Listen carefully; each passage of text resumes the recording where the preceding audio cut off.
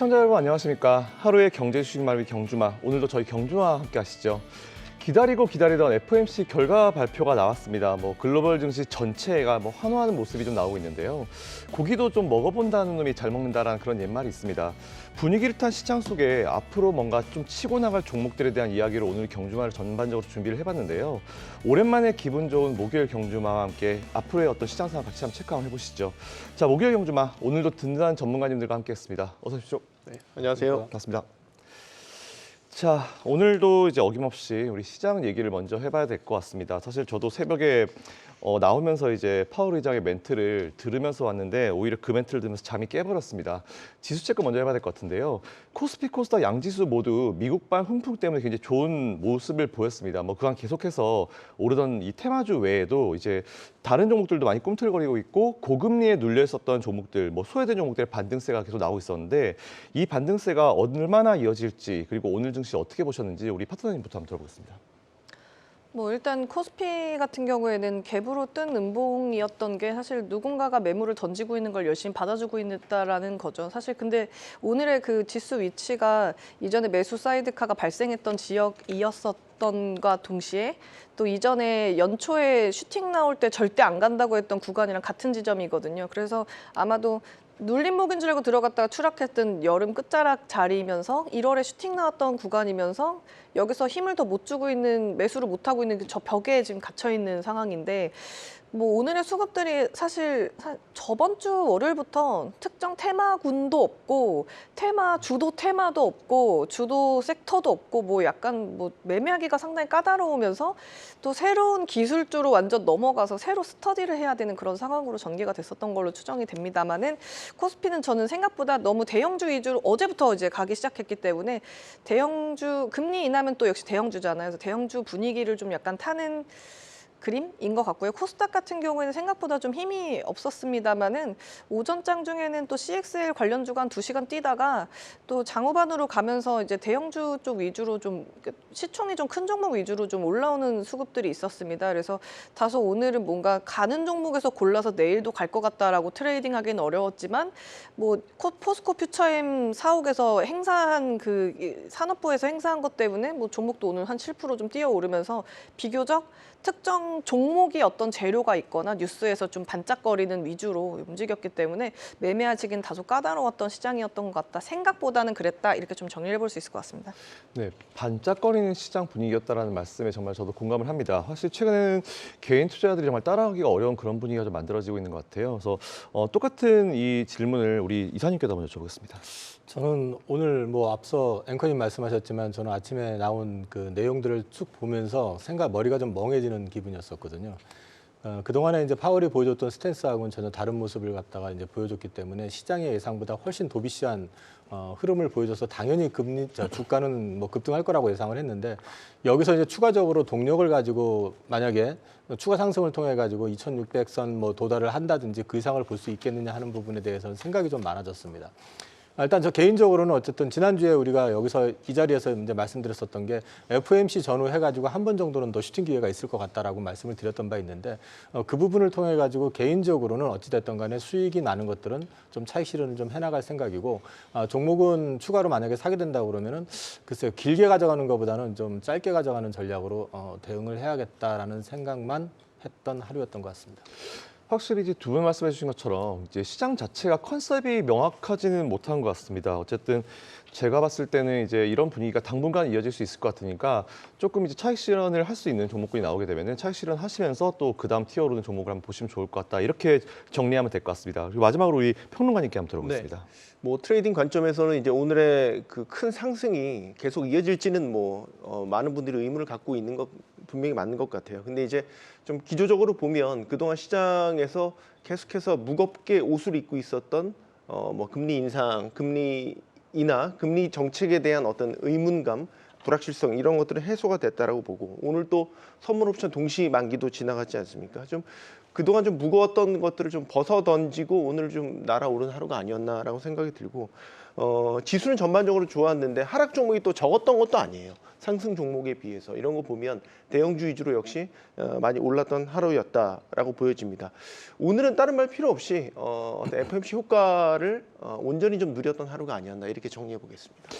확실히 오늘 장 끝나고 보니까 분위기가 이렇게 확 바뀌는 달에는 상승 종목수가 하락 종목수보다 정말 압도적으로 많은 분위기가 많이 연출됐는데 사실 오늘은 이게 압도적이다라는 표현을 하기 확실히 좀 어려웠었던 것 같습니다. 그렇다 하더라도 전반적인 분위기는 잘 이어가고 있다. 뭐 이렇게 보시면 될 것 같고요. 그럼 저희 첫 번째 주제로 한번 넘어가 보도록 하겠습니다. 첫 번째 주제 당연히 이걸 해야겠죠. 이제 비둘기로 돌아온 연준, 금리 인하 시기에 대한 얘기를 한번 해볼 텐데 어쨌든 파월 의장이 이제 본격적인 비둘기파 발언을 이어갔습니다. 뭐 내년 3회 금리 인하를 통해서 긴축을 종료하고 이제 새로운 챕터를 넘어가겠다 이런 느낌을 주면서 기대감을 좀 주고 있는데 물론 점도표가 이렇게 나왔다 하더라도 이제 그렇게 다 안 되거든요. 그래서 올해도 그렇기 때문에 그래서 이건 100% 믿을 수 없지만 우리가 가장 믿어야 될 것은 사실 점도표이기 때문에 무게감은 확실히 있는 것 같습니다. 다우지수가 사상 처음으로 이제 3700을 넘어가면서 미증시는 물론 이제 우리 증시까지 좀 훈풍이 불어오고 있는 이런 분위기가 나오는데 FOMC 결과에 대한 어떤 그 의견을 한 분씩 한번 우리 파트너님부터 들어보도록 하겠습니다. 네, 사실 최근 한 저번 주부터였어요. 5일 그러니까 유가가 보통 음봉으로 내려오는 게 4거래일 이상 이어지지가 않는데 5번째 캔들을 한번 딱 던졌을 때 느낀 게 이게 곧 돌아오는 FOMC를 위한 것이구나라고 생각을 했습니다. 70불을 깨기가 어려웠었던 자리를 막 뚫고 내려가면서 69불에 안착하고 짜잔 FOMC 이제 금리 인하 2번 아니고 3번 이렇게 발표가 됐는데 말 끝나자마자 반등이 나와서 지금 또 조금씩 기어 올라가고 있거든요. 이 얘기는 다 했다는 얘기인 거죠. 그래서 일단 지표에 합당한 어떤 그 유가의 상태는 만들었지만 다 이게 일시적인 증상인 상황이고 사실 제가 그 5월 달에 여기 경주마에서 12월에 금리 동결 혹은 인하 내년에 2-3번 한다는 얘기 할 거란 얘기 했을 때 댓글에 되게 막 악플이 엄청 달렸었던 기억이 나는데 12월에 금리 인하를 하겠다고 했던 거는 사실 우리는 힘들었지만 그 재무장관 옐런이 약간 경제를 상징하는 인사입니다. 근데 그 사람이 와서 트럼프가 낀 거품을 빼주고 다시 증시를 주도주를 만들어서 엔비디아로 올려놓은 다음 그리고 연간까지 대통령 임기 이래 3년 차에 지수가 안 간 적이 없었다를 완성시켜 놓은 12월에는 금리 인하 내년에 할 거야라는 멘트를 당연히 하는 상황이었고 그다음에 제가 이제 저번 대선 때 살짝 실수를 한 게 보통 선거가 11월이면 결과가 대략 11월쯤 알 수 있다가 인 줄 알고 한 3개월 전부터 대선에 대한 어떤 그 트렌드를 찾아서 이제 찾아갔었는데 정보를 근데 실질적으로 4월 달에 그 어느 구석탱이의 지역 선거 거기에서 마치 우리의 그 충청도처럼 거기서 뭔가 갈리면 그쪽 방향으로 타고 가는 어떤 흐름들이 있어요. 그래서 지금 바이든이 하고 싶은 건 뭐냐면 4월 전에 돈 풀어서 괜히 트럼프만 돈 써서 행사 돌고 지지율 얻으면 나한테는 좀 손해니까 살짝 4월 이후인 6월쯤 얘기할 것 같아 라고 미리 밑밥을 지금 깔아놓은 상태거든요. 그래서 금리 인하 얘기는 이제 6월쯤 하게 되는데 문제가 뭐가 있냐면 우리가 만약에 금리가 인상된 상태이면 물가가 높으니까 제가 짜장면 하나 팔아도 5,000원 남을게 10,000원에도 받을 수가 있는 게 장점인데 대신 단점은 내가 내야 될 월세나 대출 이자를 5,000원 낼 걸 10,000원 내야 된단 말이죠. 그런데 물가가 내려온 상태에서 금리가 내렸다는 얘기는 뭘 내놔도 안 팔리니까 물가가 저절로 한 개 팔아도 안 팔리니까 2개 1+1 판다는 얘기인데요. 그러면 여러분이 내는 이자는 적을 수 있지만 벌어들인 수익이 낮아질 수가 있거든요. 어차피 둘 다 힘든 상황이기 때문에 처음에 인하 분위기를 타고 아직 인하 전까지는 분위기를 타서 되게 시장이 좋다가 진짜 인하를 했을 때는 내놓은 물건이 안 팔려서 돈을 못 벌기 때문에 낼 이자가 줄어들어도 힘든 거죠. 그게 내년에 일어날 상반기 이후에 일어날 일이거든요. 그래서 뭔가 내가 라면처럼 대중이 소비하는 물건들은 좀 실적이 안 나와서 예상보다 별로라고 할 것이고 그리고 계속 물가를 내려라고 압박을 받게 될 거고요. 그다음에 그냥 아예 판매처가 확실히 고정적인 회사들 있잖아요. 뭐 예를 들면 뭐 반도체를 만들어서 딱 뭐 삼성전자랑 하이닉스만 간다. 아니면 뭐 비료를 갖다가 땅에만 쓴다라든지 위치가 명확하고 항상 쓰이는 어떤 물건들은 가격이 오르고 내린 폭이나 금리랑은 상관없이 매출을 낼 수가 있기 때문에 좀 생뚱맞게 상반기는 성장주 얘기하다가 갑자기 실적주 얘기를 하게 되는 그런 흐름이 될 수 있어요. 가장 피해 볼 수 있는 게 디램이요. 가격은 올렸는데 팔릴 줄 알았더니 3분기 실적이 생각보다 별로였네. 쭉 이럴 수가 있기 때문에 트레이딩을 되게 짧게 지금 한 3개월 정도만 이 이슈를 잘 해석해서 나가시는 게 제가 보기엔 도움이 되실 것 같아요. 저 인하라는 키워드가 그렇습니다. 네. 인하 키워드를 하나 드리니까 내년에 전반적인 매크로 환경과 어떻게 될지 전체적인 그림을 좀 잘 그려주신 것 같습니다. 그럼 똑같은 질문 우리 이사님께도 여쭤보겠습니다. 오늘 FOMC에 대한 한마디 부탁드리겠습니다. 네, 뭐 다들 이제 예상했던 건 금리는 동결이 됐고 이제 과연 점도표를 조정을 할 것이냐에 대한 거를 좀 봤었는데 점도표를 생각했던 것보다도 더 이제 서프라이즈하게 조정을 해줬죠. 그래가지고 이제 금리 인하를 지금 이제 최소 3회를 갖다가 지금 예고를 한 상태가 됐는데 시장은 또 거기에 더 앞서 나가가지고 지금 시장에서 얘기하고 있는 거는 최소 6회까지 지금 기대를 하고 있는 분위기입니다.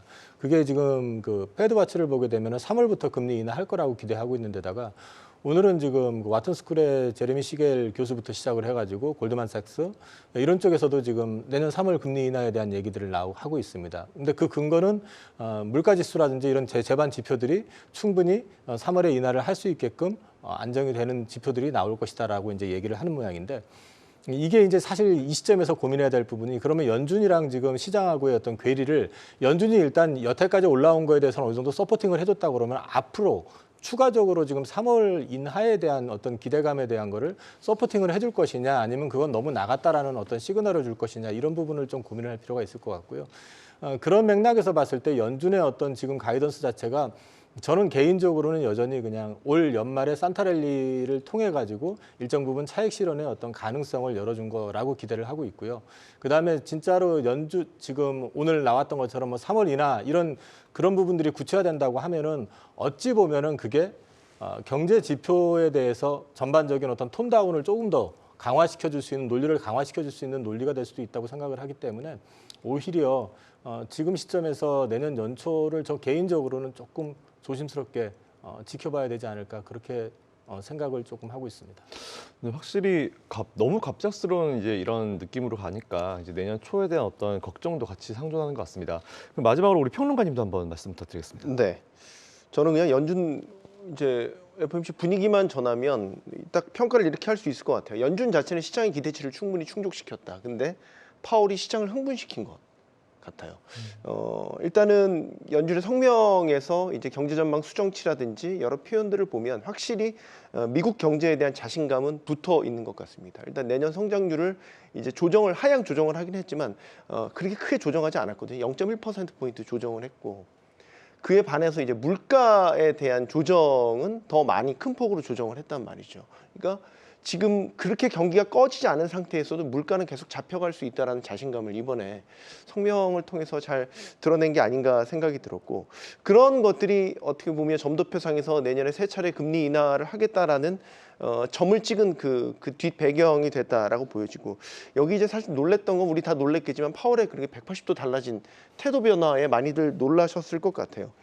저는 이제 귀가 좀 번뜩였던 거는 이제 파월 발언 중에서 금리 인하를 우리 회의체 안에서 논의하기 시작했다. 그러니까 연준이 이제 금리 인하를 공식 의제로 놓고 이제 본격적으로 얘기하기 시작했다라고 발언을 한 게 상당히 눈길을 끌었고 이거는 연준이 금리 인상을 종료했다는 공식 선언으로도 해석될 수 있는 부분이기도 하고 시기에 대해서도 되게 공격적. 전 이게 더 놀랐었는데 인플레 목표치 2%에 도달할 때까지 금리 인하를 하지 않으면 너무 늦은 거 아니냐. 이 얘기는 2% 도달하기 전에 하겠다라는 얘기거든요. 지금 최신 11월 CPI 헤드라인 수치가 3.1%였잖아요. 그럼 이제 2% 진입 얼마 안 남았다고요.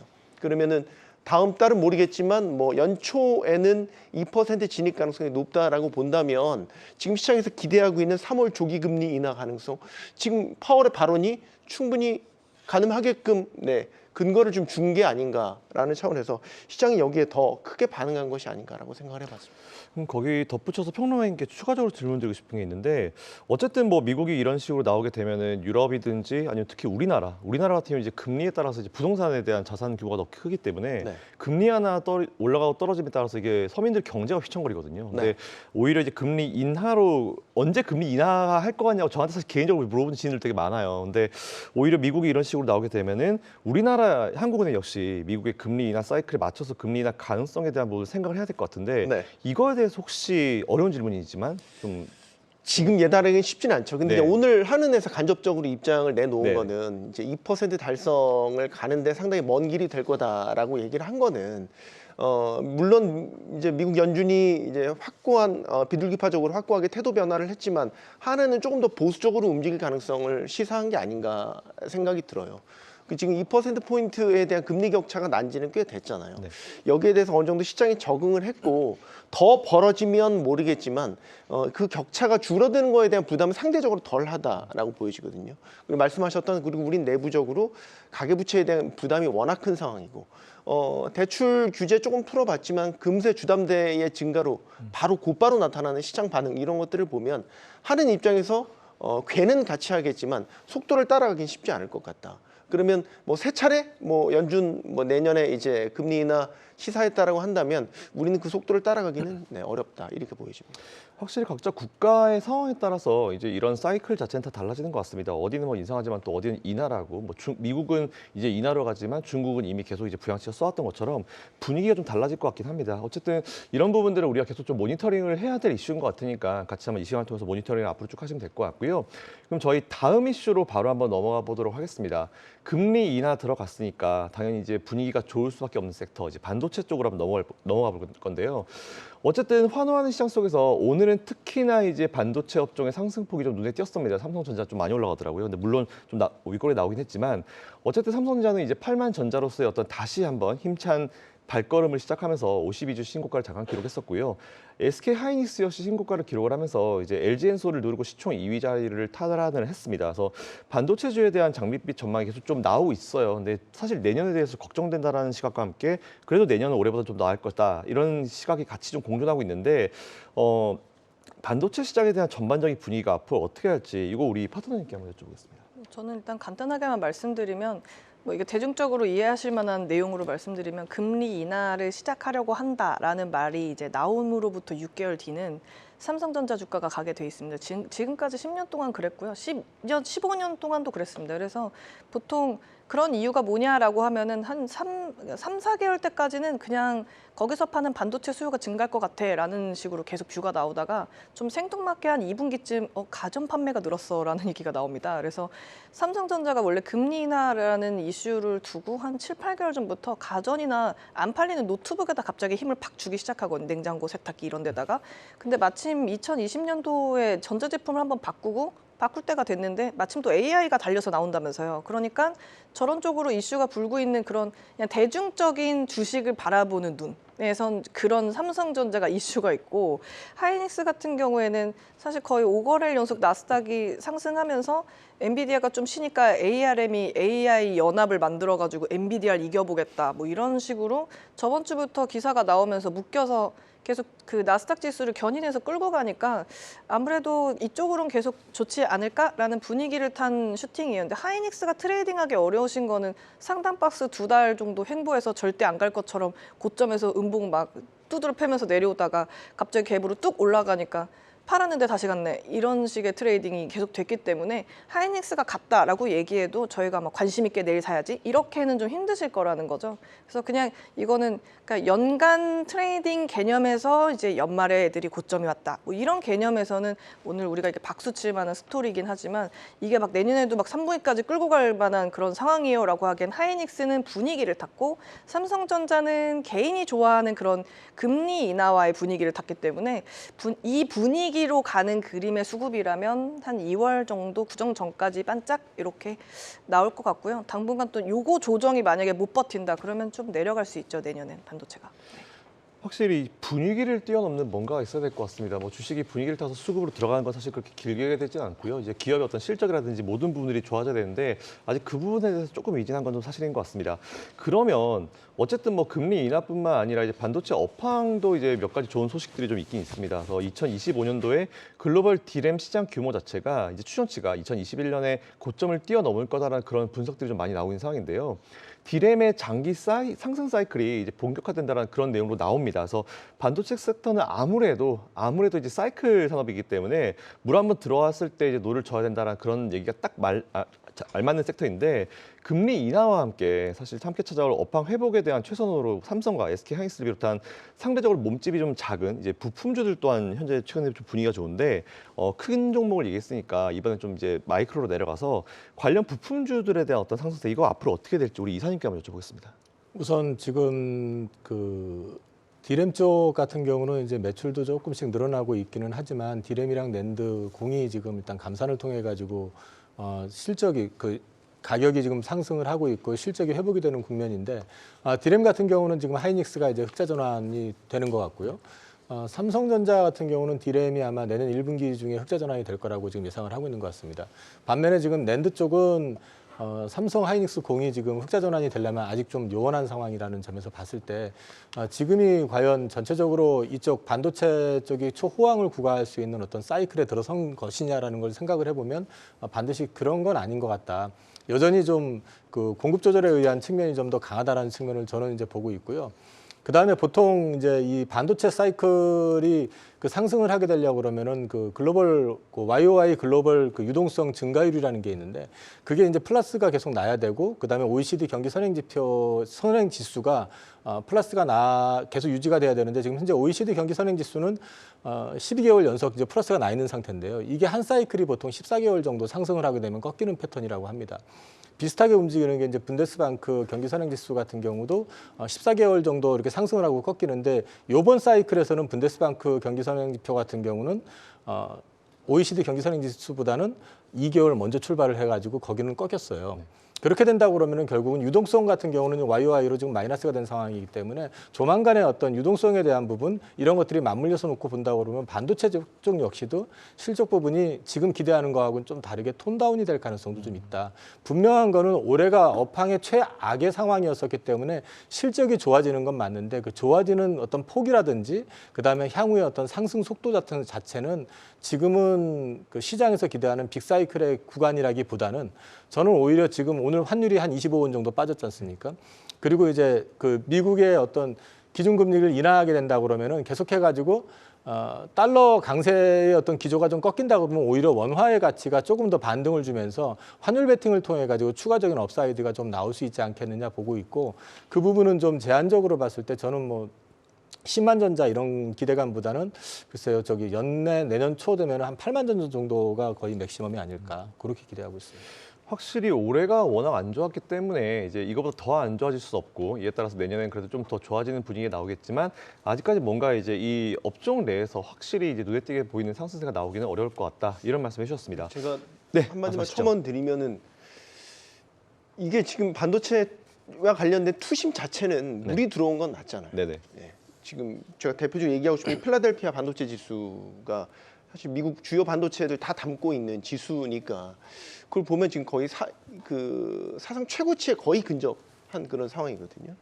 그래서 일단은 거기에 따른 투자 심리 자체는 이제 확 개양을 했고 여기에 따른 수혜가 얼마나 갈 거냐는 조금 더 디테일하게 따져봐야 되겠지만 반도체 업황과 관련해서 최근에 배드뉴스가 없잖아요. 굿뉴스 위주들로 다 나오지 않습니까? 뭐 가격면, 수요면, 우리가 잘 아는 디램, 낸드까지도 다 어쨌든 다 반등을 하고 있고 수요도 어쨌든 바닥을 찍고 올라가고 있는 이런 상황이기 때문에 당분간은 어떤 투자 심리를 꺾을 만한 요인은 나타나지 않지 않을까라는 생각을 하게 되고 현재가 지금 뭐 디램이나 낸드라면 미래는 뭐 우리 다 얘기하는 HBM 뭐 AI 관련된 칩들 얘기하지 않습니까? 전 중요하게 보는 거는 이제 얼마나 퍼포먼스를 낼지가 관건이긴 하지만 AMD가 참전한다라는 거.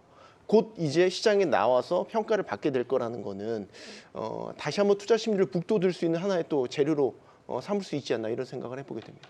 확실히 며칠 전에 저도 이제 엔비디아가 많이 빠졌는데 필라델피아 반도체가 크게 올라가길래 이거 뭔가 분위기가 좀 전환되나 사실 이런 생각을 해본 적이 있었는데 평론가님 말씀해 주신 어떤 부분들도 우리가 좀 계속 생각을 해서 이제 모니터링을 해봐야 될 것 같습니다. 그러면 조금 더 우리 한번 들어가서 이제 새로운 키워드가 최근에 나왔는데 와 저도 요즘에 이거 진짜 계속 공부 안 하면 이렇게 뒤떨어지겠다 생각이 드는 게 CXL 메모리에 대한 얘기가 나왔습니다. 뭐 기대감이 좀 굉장히 커진 상황인데 삼성전자가 이제 차세대 메모리 기술이죠. CXL에 대한 4종의 상표 출원을 진행했다는 그런 내용이 나왔습니다. 이에 따라서 뭐 기존의 D램의 어떤 한계를 뛰어넘어서 이제 새로운 신기술의 개발을 박차가겠다라는 이런 내용이 나오고 있는데 관련주들 역시 조금 이제 분위기가 나오고 있죠. 그래서 이 CXL 기술이 어떤 기술이고 이제 D램 시장에 어떤 의미가 있는지 우리 파트너님께 한번 여쭤보겠습니다. 일단 이게 이렇게 올라가게 된 데는 까닭이 작년 11월 말에 시장 진짜 안 좋을 때 재벌집 막내 아들 때문에 레몽레인만 가던 어느 날이었습니다. 그 12월 첫째 주, 둘째 주 아무런 뉴스가 없어가지고 더 이상 어떤 주도주도 없이 와 내년 큰일 났다 하던 시절에 이제 CES 2023에서 그냥 사내 해커톤으로 만들었던 리튼 테크놀로지라는 한국 회사가 생성형 AI를 혁신상을 받게 되면서 AI 관련주들 상한가를 갑니다. 대표적으로 솔트룩스가 올라온 날을 기억하시면 될 텐데 그로부터 이게 뭐 이걸로 끝나겠지 했는데 쭉 CES 타고 쭉 가더니 어느 날 2월부터 HBM 얘기가 나오기 시작하면서 HBM이 부각받으면 이걸로 이제 반도체가 끌고 왔습니다.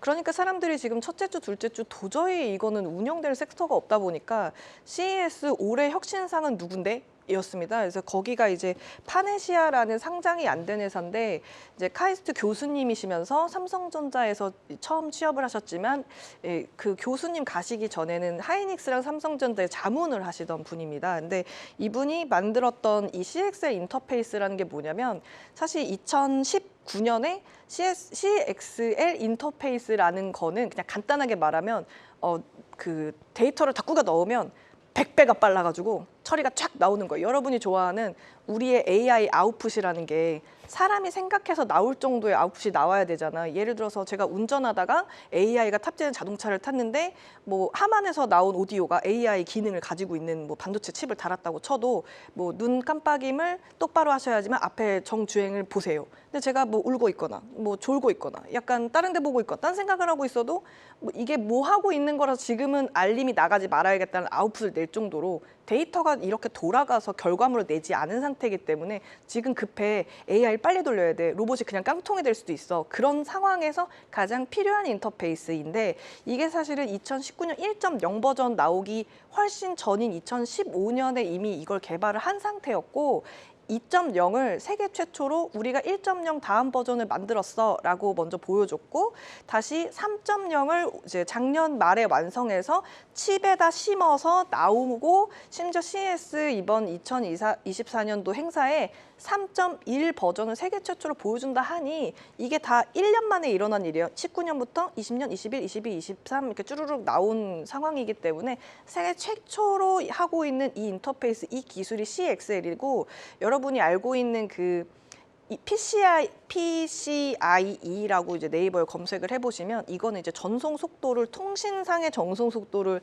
하고 있는 인터페이스랍니다. 근데 요게 버전이 1.0부터 이제 6.0 버전까지 나아가고 있는데 6.0 버전은 내년에 나오고 칩에 심을 수 있고 이제 나올 수가 있는 건데요. 이 두 개의 차이는 뭐냐면 PCI는 중간에 데이터 전송하면서 20%씩 계속 데이터가 유실되면서 가는 거예요. 그러니까 내가 야 이렇게 해라고 전송한 거에 20%는 없어지고 있는 상태 데이터가 쌓이는 거고 지금 말한 CXL은 그냥 그대로 쌓이지만 좀 빨리 100배를 돌려주는 거기 때문에 CXL 위에 PCI를 얹거나 PCI 위에 CXL을 얹은 인터페이스가 나온 칩이 나와야 빨리빨리 유실 안 되고 돌아갈 수 있는 게 이제 내년에 나오게 되는 건데 그걸 설계한 게 상을 받은 거예요. 그래서 분위기로는 CES에서 혁신상 받은 작년 리튼이 AI가 대박이 났으니 올해 혁신상 받은 애 누구야 걔랑 관련주 이렇게 시작을 했지만 이게 만약에 이번 주부터 쭉 CES 행사까지 안 꺾이고 솔트룩스 가듯이 치고 나가면 내년엔 이게 분위기를 타고 가는 게 됩니다. 왜냐하면 이게 전력도 효율이 좋지만 데이터 속도도 100배나 빠르기 때문에 기존에 있던 버전도 버전이랑 합치게 되면은 더 빨리 여러분이 좋아하는 한국인이 좋아하시는 그 빨리빨리 해줄 수 있는 것이고 이게 세계 최초거든요. 지금 우리나라에서 세계 최초인 게 몇 가지가 유전자 가위, 그다음에 요거, 그다음에 그 여러 가지들인데 요런 유들이 그냥 기술적으로 부각이 돼서 테마로 돌고 있긴 하지만 CES 때 짜잔 하고 지금 투자받은 160억 달러 말고 그러니까 얘를 시총이 1,000억으로 책정된 거 말고 추가적으로 어떤 업체랑 어떤 일을 하게 되고 납품이 되게 되고 가느냐에 따라서 분위기는 작년에 그 리튼 주목받아서 카카오에서 투자했던 것처럼 같은 분위기를 타고 갈 수가 있는 그런 흐름 속에 있는 테마라고 볼 수 있겠습니다. 이거 요거 방금 말씀하신 거 파트너님 말씀하신 거 이거 잘라가지고 따로 하나 올려드리겠습니다. CXL이 뭐냐 이게 썸네일 잘 만드시고 올려드릴 정도인데 네 너무 설명 잘해주셔서 제가 뭐 추가 부연할 게 없을 것 같고요. 다음 제가 어쨌든 반도체가 나왔으니까 제가 또 궁금한 거는 이제 중국과의 관계를 얘기를 안 할 수가 없습니다. 뭐 예전에도 중국이 반도체 굴게 한다면서 돈을 사실 되게 많이 썼다가 돈 다 날렸었죠. 근데 최근에도 계속 이제 그런 게 진행되고 있는 상황인데 어쨌든 얼마 전에도 뭐 화웨이가 뭐 휴대폰도 만들고 7나노 칩짜리 휴대폰도 만들고 그리고 5나노 칩 노트북 같은 경우도 만들고 있는데 이게 열어보니까 이게 우리가 팔지도 않았던 제품들이 막 들어있었다는 거죠. 그래서 저는 궁금한 게 어쨌든 이제 중국이 계속 돈을 붓고 있고 여기에 되게 또 신중하게 다가가고 있기 때문에 계속 경쟁자로 부각될 가능성도 우리가 좀 생각을 해봐야 될 것 같아요. 이와 함께 중국 하면 또 기술 유출 문제가 되게 심각합니다. 미국에서도 그거 막으려고 사실 뭐 대학생 입학하는 것도 제재한 적도 있었고 그리고 우리나라 같은 경우도 많은 사람들이 이미 갔는데 사실 이거에 대한 법적 제재가 좀 심하지 않기 때문에 이런 문제가 계속 발생하거든요. 그래서 제가 드리고 싶은 질문은 이제 새로운 경쟁자로 나올 중국에 대해서 한번 좀 여쭤보고 싶고 그리고 앞으로 이 문제가 되는 이 기술 유출에 대한 문제에 대한 어떤 의견을 우리 이사님께 한번 여쭤보고 싶습니다. 이 기술 유출과 관련된 부분을 먼저 말씀을 드리면은 사실 이 부분에 대해서 그 처벌이 엄격하면은 그걸 사실 한다고 해도 이렇게 쉽게 못하는 건데 처벌 자체가 그렇게 엄격하지 않기 때문에 결국 돈의 유혹에 지금 넘어가는 경우들이 대부분이잖아요. 그러면 돈을 받고 나중에 처벌을 받더라도 그 부분에 대해서 내가 메리트가 있다고 생각하면 그 짓을 안 할 수, 그러니까 하는 사람들은 결국 하게 된다는 측면에서 봤을 때는 사실 우리나라 같이 지금 수출로 먹고 사는 국가에서 이런 그 특이 기술 같은 경우를 갖다가 이렇게 유출을 해가지고 중국이라는 나라가 따라붙어 가지고 결국 가가지고 우리나라의 먹거리가 없어지는 거는 사실 국가의 존폐하고도 관련될 수 있는 문제이기 때문에 이건 처벌 자체를 생각하기 어려울 정도로 한번 그런 짓을 했을 경우에는 다시는 회복이 안 된다 싶을 정도의 처벌이 좀 있어야 될 필요가 있을 것 같아요.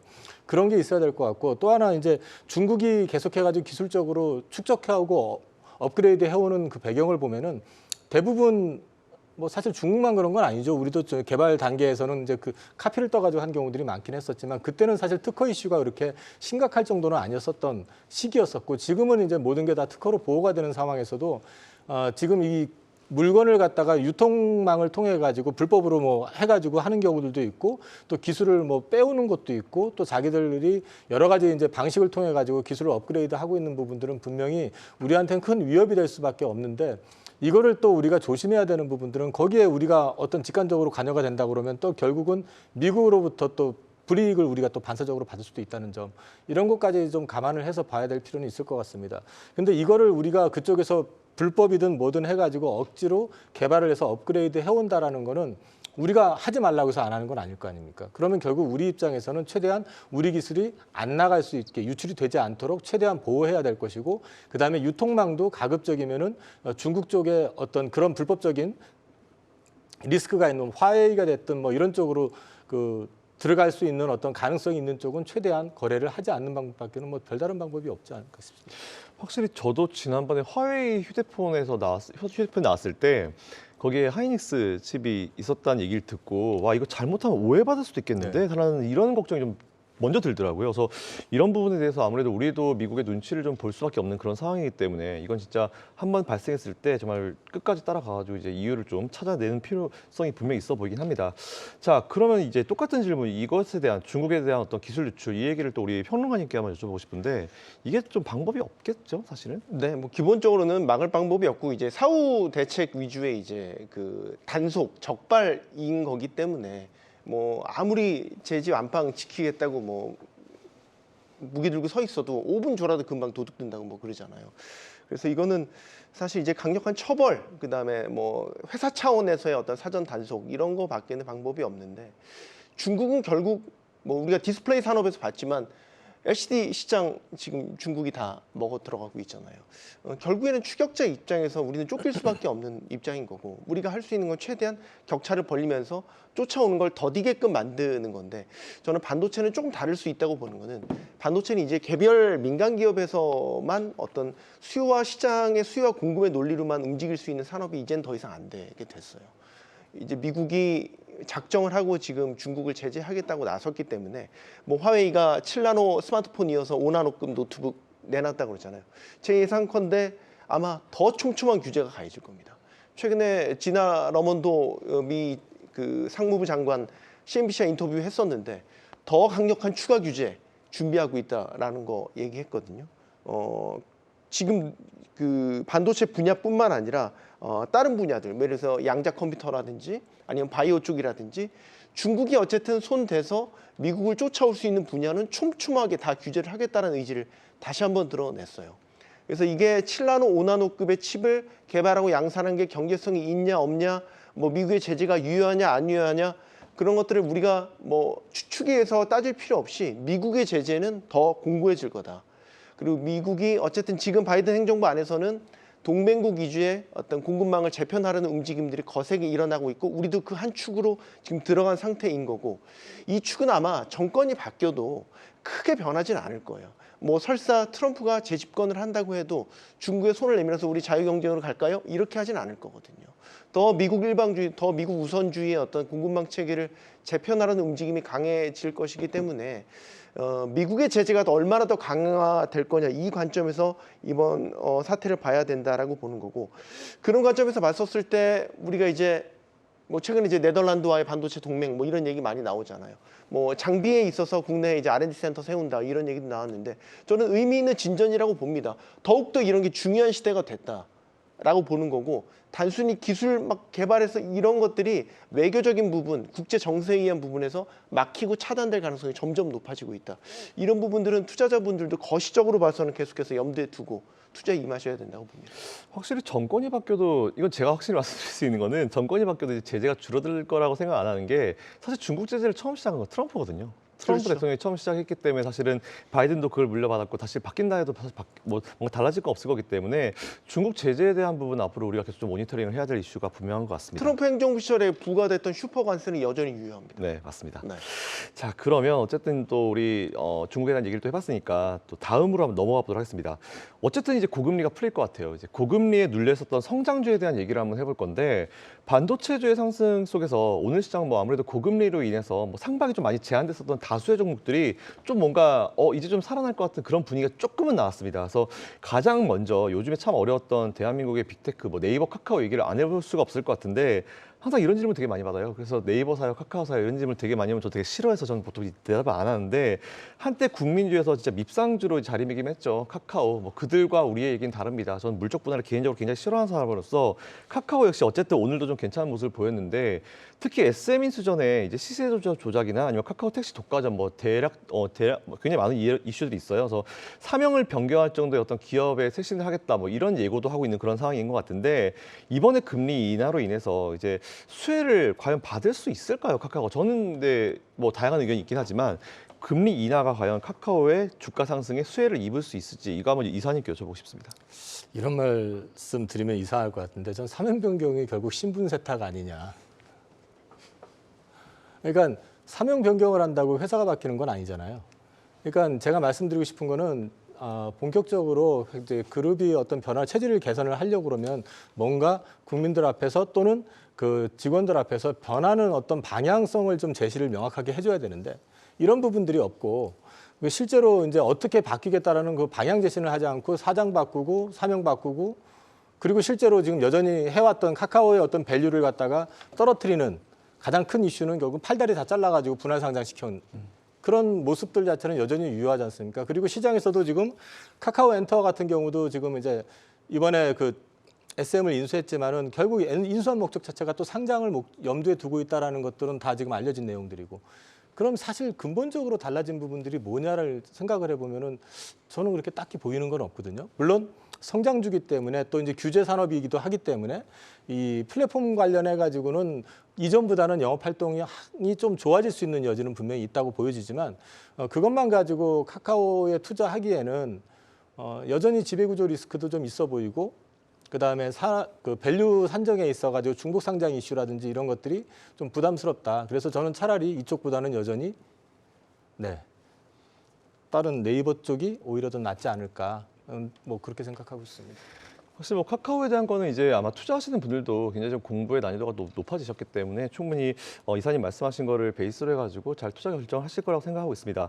자, 그러면 또 개인적으로 이제 네이버 카카오의 AI 시장에 대한 이야기도 좀 여쭙고 싶은데 고배를 마시던 네이버 카카오 올해는 뭐 챗 GPT 이후에 이제 클로버 X 등 다양한 AI 플랫폼 뭐 준비하는 걸로 이제 제가 기억은 했습니다. 아직 뭔가 나온 건 없는 걸 알고 있는데 어느 순간 이 관련 내용이 쏙 들어왔거든요. 그래서 이게 앞으로 과연 이 부분을 우리가 이 두 기업의 성장 동력으로 좀 봐도 될지 우리 파트너님께 한번 여쭤보고 싶습니다. 아, 네. 아니, 질문이 너무 그래서 네, 사실 네.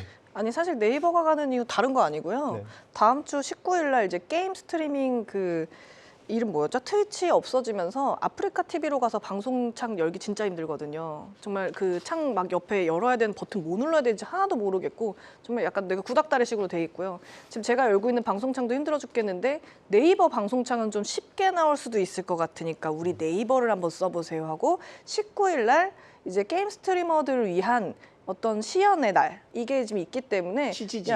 네네. 그게 네, 만약에 치즈지. 트위치 애들이 글로 가서 활동한다 그러면 트위치에서 활동하던 사람 살짝 기대할 수 있는 게 뭐냐면 네이버 하면은 그 라이브에 세로로 나오는 화면들 있잖아요. 물론 그건 스튜디오 모양과 카메라 세팅부터가 아예 스튜디오 모양 다르니까 세로로 나오지만 그냥 BJ 입장으로서는 나도 약간 네이버의 서비스에서 세로로도 막 나오고 그럼 린스도 올리고 이런 게 되게 편하지 않을까라는 부품 희망이 이뤄내고 있는 네이버의 주가이고요. 카카오는 에코프로 때 사건이랑 똑같아요. 사장이 감옥 가니까 악재가 끝났다. 더 이상 감옥 갈 일 있겠느냐? 주가빵. 이런 거랑 비슷하고 지금 카카오도 대표이사 바꾸면 주가 한번 분위기 보자 이런 거랑 지금 그 위메이드 컴투스홀딩스 게임주들처럼 공매도 재차잔고율이 하루에 15%씩 줄어서 막 올라오고 있거든요. 그러더니 대차잔고가 확 줄어가지고 공매도나 대주매도 치신 분들이 마이너스 40에서 50% 손실권이란 말이에요. 그러니까 그렇다 보니까 기관들이 대표이사 바꿨어? 이러다 에코프로 되는 거 아니야? 일단 청산하자 해서 청산 수요가 나오면서 슈팅이 나오고 있는 거기 때문에 사실 네이버랑 카카오는 공매도 청산 분위기 타고 한 3개월은 즐겨볼 수 있을 것 같다. 만약에 장투를 하시겠다 그러면 2024년도는 분기별에 돈 쓰는 일이 너무 많아서 그냥 실적이 고만고만하다라고 얘기가 나오다가 2025년에 퍼포먼스가 다 나오거든요. 그래서 2025 되기 전에 모아보겠다 하면 그 플랜대로 가시고 지금 막 한 방만 딱 먹고 나오겠다 이런 거는 이제 공매도 테마와 방금 말씀드린 날짜별 스케줄에 움직이시면 이루어질 것 같습니다. 네, 뭐 AI 쪽보다는 외부적인 이런 이슈, 매크로적인 부분을 말씀해 주셨기 때문에 네이버랑 카카오 투자하고 계신 분들은 참고해 보시면 좋을 것 같습니다. 평론가님 또 저도 한 말씀 드리고 싶으면 이제 카카오 네이버는 저는 비교는 못 하겠는데 네이버는 확실히 이제 19일 아까 말씀하신 19일이 약간 네이버에 모르겠어요. 역사적인 날이 될 수도 있을 것 같아요. 운명의 날인가요? 네, 그러니까 이제 트위치를 대체할 그 서비스 스트리밍 서비스로서 취지직이 얼마나 시장에서 좋은 평가를 받느냐 그게 하나 있고 또 하나 저희 찾아보니까 이제 인공지능 AI 반도체 삼성이랑 공동 개발한 거 19일에 그날 공개를 하더라고요. 이게 이제 요즘에 약간 그 빅테크 업체들 유행이잖아요. 자체 AI 칩 개발해서 파운드리 맡겨가지고 자사 서버에다 싣고 하는 거.